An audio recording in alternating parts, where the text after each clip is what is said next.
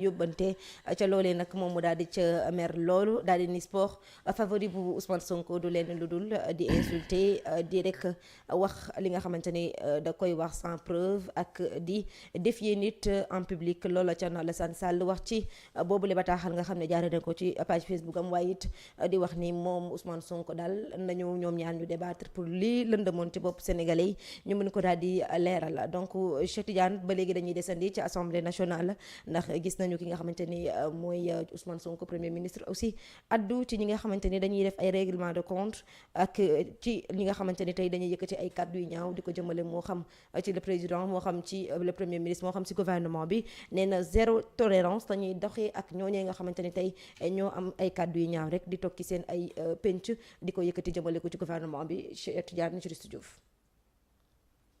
bu jaaw yi ngeen yónni ñuy dem di saaga ñoo am seen cadre nañ ko régler rapidement mu des nag xanaa yéen opposants yi ponkalu opposants yi nekk seen kër yor seeni milliards di joxe di fay ay loyer pour nit ñi saagal leen xanaa dañu génn ñeme léegi bis bu ñu effacer ñoo ñëpp ils prendront leur courage pour sortir et on les attend parce que nag yéen a ngi woo ci terrain bu ñu xam ñu terrain bu ñu mën ñoo leen ciy xaar ensuite vous citez le cas de journalistes des journalistes qui reprennent soi-disant des articles. Est-ce que xam nga ce que la loi a dit? Vous êtes journaliste. Le responsable principal, c'est le rédacteur en chef ou le directeur de publication? boobu maa ngi ci ñëw après. Aïcha mais li ma ëppal solo. li la ëppal solo Cheikh Tidiane. mooy soxna Ndeye Assou. oui. comme ni ko kilifa gi waxee. xam nga gars yi. dañ doon yónnee di fay. ñuy dem ci plateau yi. di leen saagal. ñuy dem ci plateau yi.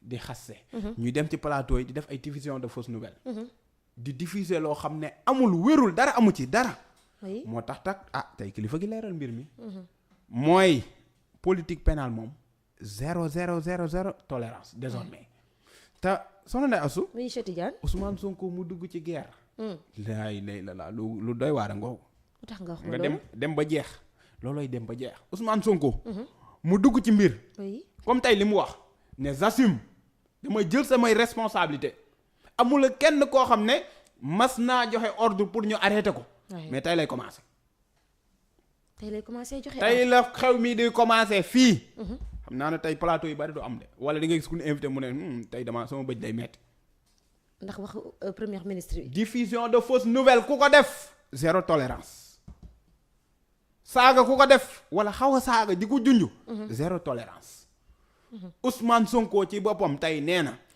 képp koo xam ne génnee te nga fi ay xibaar yoo xam ne wérul rawatina nga teg ko ci état di wax comme yi fi am nii ñuy bàyyi noonu tolérance moo ci amatul ku ko defati rek moom li ko war da koy def masul def nag mais dina commencer def désormais day def te man loolu laa d'accord man bég naa ci lool bi ma ko diggi damaa kontaan damaa jubilé na gaa yi génn wax na gaa yi génn di wax lañ daan wax tolérance amatul xam nga lan moo tax tolérance amatul. lu tax te xam nga lan moo tax Ousmane Sonko li muy wax. ci yoon rek la ko teg. juge yi. dañoo am seen indépendance. procureur ci sañ-sañu ministère de la justice la nekk. ministère de la justice ci sañ-sañu premier ministre la nekk. xanaa loolu jeex na. chaîne la daan. ba mu ngi noonu xanaa loolu jeex na. d'accord tey jii. yenn cas yi fii am nii yenn kulunaa yi seen caaxaan yi ñuy faral def nii comme moom dugg na ci guerre bi xam nga dugg na ci guerre bi Ousmane Sonko su ko neexee moo bind wala mu woo ministre de la justice masu koo def nag mais da koy commencer def yii bu ko ne ko waxal ma parquet ne leen telle personne lii mu wax démb wala li mu wax tey suba nañ ko arrêté du mujj fen parce que am na ci sañ-sañ waaw sañ-sañ gu mat sëkk la ci am te loolu ba mu ko waree def dafa yàgg mais ndeysaan dafa ñëw rek ne amul problème dëkk bi nañ rupture bi nañ leen bàyyi amul problème nañ bàyyi ñoom ñu def seen liggéey ñun amul problème ñu def suñu liggéey mais trop c'est trop parce que ñoom dañoo dem ba jàpp ne dañ koy cautionner sax ñoom dañoo jàpp ne loolu obligation la mais dañoo jàpp ne lu war la dañoo jàpp ne lu rafet la nga toog di saaga publiquement ane war ma injure ak diffamation très bien mel ni léegi bokkatul ci li nga xamante ne mooy code pénal yi très bien bokkatu ci diffusion de fausses nouvelles article 255 dañ ko mujjee bàyyi. dañ ko banaliser dañ ne amatul problème wax leen lu leen ne maanaam tey jii su la neexee nga xëy sosal président de la république su la neexee nga xëy sosal premier ministre amul problème su la neexee nga xëy wax ay kàddu yu ñaaw yi dal seen kaw amul benn problème temps yii. oui la lañ fi waxoon soxna si président de la république am na tout tànk te jotul woon amul woon. oui te loolu cat rek mënoon na cay dugg. loolu joxe ay xibaar yoo xam ne wérul. ñu bàyyi mu jàll noonu. waxoon nañ fi toog nañ assemblée nationale bee passé premier ministre bii n'est-ce pas Abdou Karim Sall waxee ne Casamance am na 6. xaw ma 7 waaw kay soldats yoo xam ne dañ faa daan. premier ministre ne ko du dëgg. li nga wax amul. boo leen di wax dinañ xam li ngeen di wax. nangam. yooyu ay diffusion de fausses nouvelles la. ci plateau yi da nga fay dem. gis ay soi-disant chroniqueurs yoo xam ne dañ leen fay xaalis. ñenn ñi amuñu BFM ñeneen amuñu CFA. ñu dem di toog leen wax lu leen neex parce que dañ leen di jox xaalis. ñu dem di waxal Ousmane Sonko ay gor ay kilifa ñoo xam ne sénégalais ñoo ànd ak ñoom loo tax ñu jiite réew mi parce que 54% du ay caaxaan. non. ñoo leen votel dénk leen seen réew ngeen toog di leen saaga du mujj fen ngeen toog di leen xas du mujj fen ngeen toog di leen sosal du mujj fen. Ousmane Sonko nee na récréation bi jeex na dugg leen ci classe yi dugg leen jàng. fin de la récréation dugg leen jàng ku nekk indi sa kaye. Ousmane Sonko nee na dafa jël sifflet ne piip dugg leen ci classe yi xew mi jeex na. amatul acharnement déedéet xew mi jeex na. tolérance jeex na. amul règlement de compte. waaye soxna Ndeye Astou loolu yoon la. loi la ñuy appliquer. maanaam xam nga lan moo jeex. bayal amul problème non c'est que bi mu koy wax amul problème quoi c'est que amul problème. crise politique am na Sénégal. caaxaan képp yooyu noonu ku ko fi waxati. te tegoo ko ci preuve yu tangible te moom wax na ko Ousmane Sonko bañul lool. Ousmane Sonko nee na képp koo xam ne journaliste nga wala koo manti doon nga nekk kuy bind bu fekkee da ngay bind ne Ousmane Sonko dafa sàcc. na la leer ne avant nga naan Ousmane Sonko dafa sàcc wutal ay preuve yi wane ne Ousmane Sonko dafa sàcc. bu fekkee am nga ay preuve yi wane ne Ousmane Sonko dafa sàcc soo ko publié wul am nga bàkkaar. Ousmane Sonko nee na bañul ko critiquer. dëgg la nee na booy wax ci moom dara. yoral preuve yi nee na boo yoree preuve yi soo ko defee amul benn problème. parce que yoon dalay woo bu la yoon wooye nga mën koo teg ci table yi. waaye ñii dañuy wax jël ay xibaar yu amul fenn jàllale ko ba pare buñ leen wooyee ñuy jooytu.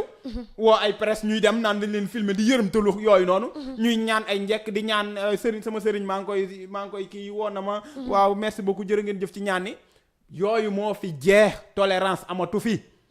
état jamono jii képp koo xam ne yaa ngi wax ci état wax ci loo xam ne buñ la woowee di nga génn preuve yi teg rawatina képp kuy waxati ci moom. mu nga tey Ousmane Sonko masque bi mu ko waxee. ku xam communication tey boo jàkkaarloo Ousmane Sonko. nga gis masque bi muy wax nga xam ne kii fawul. kaful ku bëgg a tester sa gàllaaj. c'est lii Ousmane Sonko wax. oui ban heure a jot. 19h 19h30 presque 29 fii. waaw fii wax 20h génneel nga wax demal plateau nga wax la nga waxoon bee paase te mujjul fenn waxaat ko ku mu neex. oui ku gëmul mbir mi wala kuy dute demal nga toogaat ci plateau kaddu yi nga waxoon Ousmane Sonko jamono yi paase ay 2 semaines ca gannaaw wax yu ne mel. waxaat ko xool ba xam ndax di nga fanaan seen kër maa leen jox loolu ñoom kulunaay. kulunaay. oui ku ci bëgg a tester gàllaaj bi nga dem ñu bindal la ko. gàllaaj anti Sonko. bii xam ne jotoon ngeen ko am ku ko bëgg a tester jamono ji génnal nga dem ci benn plateau nga wax li nga waxoon il y a de cela 2 semaines wala 1 semaine nga xool fan lay mujj. kon daal jël nañ seen ay mesures yu. maa la wax loolu. jëmale ko ci plateau yi yenn kàddu yi ñu fay génnee. billaay wallaay ak li ñuy bind. billaay ak revue de presse yeeg yu demee. billaay wallaay. d'accord maanaam jàppal ne réew mi fi ñu toog nii tey bi Ousmane Sonko génnee assemblée nationale ba ñibbi këram mu ngi toog mu ngi déglu xam nga neewoon na du seetaan. oui du déglu. ba président de la république confirmé na ko. oui keroog wax na ko ci entretien bi nee na Ousmane Sonko bu ñu toogee premier ministre bu ñu waxtaan yu bari maa koy yëgal.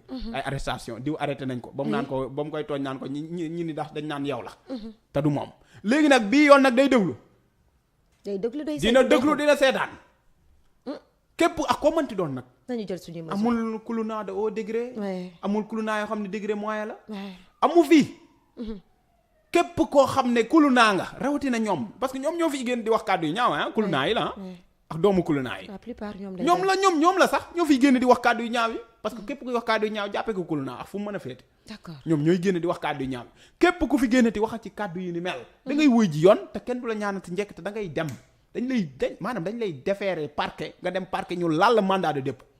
toog xaar nga xaar. waaw parce que yoon la ñuy appliquer. effectivement Diouf. parce que bu dee diffamation loi wax na ko. bu dee diffusion de fausse nouvelle loi wax na ko. bu dee injure loi wax na ko te yooyu fi bari. moo fi xew jamono ji. yooyu moo fi xew jamono ji. léegi loolu lépp ku ko fi defati loi bi day ñëw daal di taxaw ñu ñëw appliquer la loi léegi jàppal ne.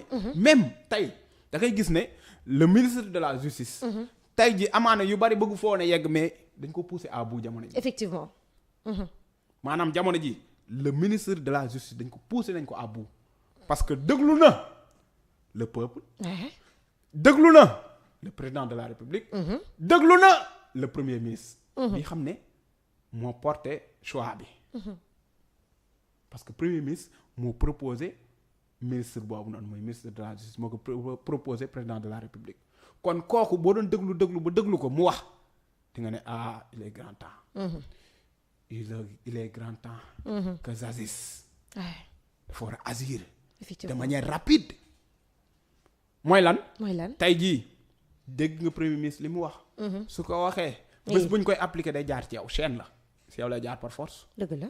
moom bu bëggee yegg ci parquet si yow lay jaar. kon xamal ni jamono ji sa liggéey mu ngi gën a commencer mooy lan ku fi yëkkati yenn kàddu yu ni mel. yenn wax yi ku ko waxati. nekkati na sa responsabilité pour nga yóbbu ko ci yoon. amul xalaat. amul sax xalaat. moo tax ma ne la kulu naa yooyu xam ne Ousmane Sonko leeral na mbir yu am solo tey. mooy ñi xam ne ñu ngi daan toog ci plateau yi ak fu leen mënti neex di wax ay kàddu yu ñaaw yu ñagas. dootuñ ko tolérer ci réew mi. zéro tolérance. waxul ay 1,5 de. waxul ay 0,75 de. zéro la wax zéro maanaam tolérance zéro amatul. kon soxna Ndeye Astou loolu baye boo kulu naay nañ ci bàyyi xel. balaa ñu lay jàpp nga naan yëguma ko woon ne tolérance jeex na pour man tolérance baa ngi continuer ba léegi. waaw kay noonu nag nañ préparer seen bopp. jeexal nañu marge bi donc mu nekkoon loo xamante ni le premier ministre Ousmane Sonko daal di woon na ci addu muy zéro tolérance ci kàddu yi nga xamante ne ñu ngi koy yëkkati moo xam ñu bind ko moo xam ñu wax ko donc ñu ne jël nañ ci seen ay mesures yu wér képp koo xamante ni rek waxati nga wala nga defati loo xamante ni amoo ci benn preuve na nga jël ses responsabilités te dégg nañu juriste du Cheikh Tidiane li nga xamante ne rek moom la ko daal di ci kii ba mu leer nañ juriste Diouf ci même mouvance boobu la ñuy daal di desandi parce que gis nañu tey benn slogan boo xamante ne daanaka moo génn ci diggante ki nga xamante ne mooy Barthélémy Dias gis nañu aussi Badara Gadiaga def na même poste boobee ñu ni nos égos ne présentent rien face aux urgences du peuple cap sur 2029 mu nekk loo xamante ne gis naa moom Barthélémy Dias mu def ko gis naa Badara Gadiaga mu def ko mu mel ni daal ñoom daal fi ñu tollu tembe bàyyi nañu lu Ousmane Sonko doon wax ñi ngi rek focus nee na ci 2019